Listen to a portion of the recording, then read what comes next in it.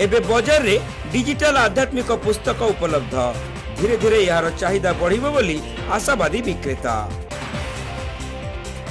वर्तमान समय रे सबकिछि डिजिटलाइजेशन हेउथिबा बेले digital Gita, digital Bhagavat, digital Ramayan एवं हनुमान चालीसा आज आध्यात्मिक बही को बाजार रे डिजिटलाइजेशन माध्यम रे बिक्री होउथिबार लक्ष्य करा जायछि। बालेश्वर बालीघाट ठारे 5 दिन धरे चलिथिबा मेला रे एक आध्यात्मिक डिजिटलाइजेशन प्रक्रिया रे डिजिटल गीता, डिजिटल भागवत बही विक्रय केन्द्र खोला जायथिबार लक्ष्य करा जायथिला। एही नूतन सिस्टम रो उपादेयता विषय रे डिजिटलाइजेशन रो पुस्तक विक्रेता नगेन कुमार जेना प्रकाश करथिले। प्रथमे मैं देखिली 2023 मसीह डिजिटल भगवत गीतार विमोचन होता न्यू दिल्ली रे।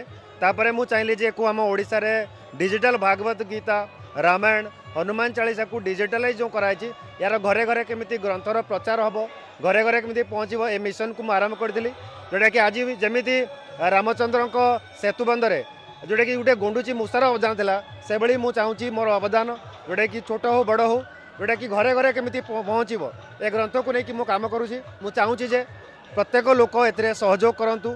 डिजिटल भगवत गीतार जो तत्व अच्छी जो तथ्य अच्छी आम घरे घरे पहुँचेबा, युव समाज गोटे नुआ प्रेरणा देवा जोटा कि युव समाज डिजिटल भगवत गीता किसी पढ़तु, तार तथ्य को जानतु, आ जीवन में अनुसरण करूँ, आ निज को लाइफ को सामिल करूँ, आगू जातु। ऑल ओवर इंडिया रे मोर मिशन होची प्रत्येक घरे घरे पहुँचवा। एजाए 8टा स्टेट रे मु काम स्टार्ट कर देछि।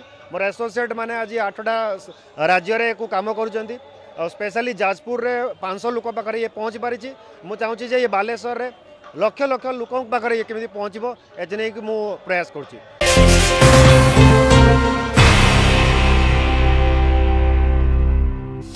Saint John college of nursing and paramedicals रे एडमिशन चली।